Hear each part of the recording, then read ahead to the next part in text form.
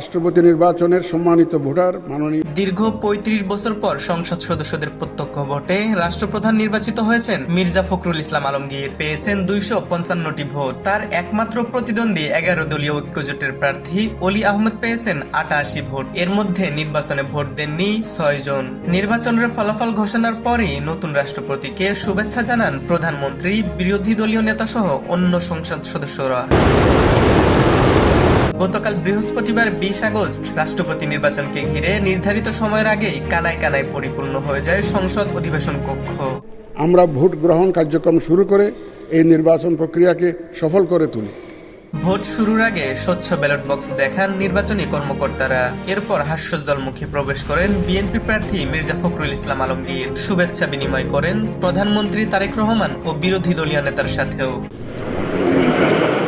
দুপুর ২টার দিকে ভোটের প্রক্রিয়া শুরু করেন নির্বাচনী কর্তা প্রধান নির্বাচন কমিশনার। এরপরে একে একে ভোট দেন ভারপ্রাপ্ত রাষ্ট্রপতি, ভারপ্রাপ্ত স্পিকার, প্রধানমন্ত্রী, বিরোধী দলীয় নেতা সহ অন্যান্য সংসদ সদস্যরা। ৩৪৯ জন ভোটারের মধ্যে ৬ জন ছাড়া ভোট দেন বাকি সবাই।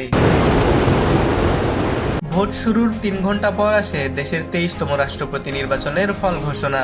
বিএনপি প্রার্থী মির্জা ফখরুল ইসলাম আলমগীর ২৫৫ ভোটে নির্বাচিত হন, আর ১১ দলীয় জোটের প্রার্থী অলি আহমদ পান ৮৮ ভোট। আমি ঘোষণা করছি যে জনাব মির্জা ফখরুল ইসলাম আলমগীর সর্বোচ্চ সংখ্যক ভোটপ্রাপ্ত হওয়ায় রাষ্ট্রপতি পদে যথাযথভাবে নির্বাচিত হয়েছেন।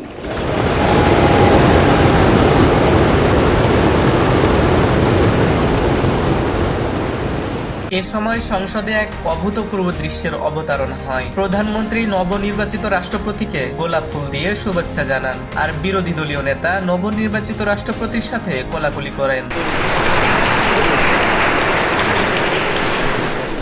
আজ ২১ আগস্ট শুক্রবার সন্ধ্যায় বঙ্গভবনে হবে দেশের ২৩তম রাষ্ট্রপতির শপথ। এই শপথ গ্রহণের মধ্য দিয়ে শুরু হবে তার ৫ বছরের মেয়াদকাল। এই সময়টাতে তিনি দেশের সকল ব্যক্তির ঊর্ধ্বে অবস্থান করবেন। প্রধানমন্ত্রী এবং প্রধান বিচারপতি নিয়োগ ছাড়া সকল কাজ তাকে পরিচালনা করতে হবে প্রধানমন্ত্রীর পরামর্শেই।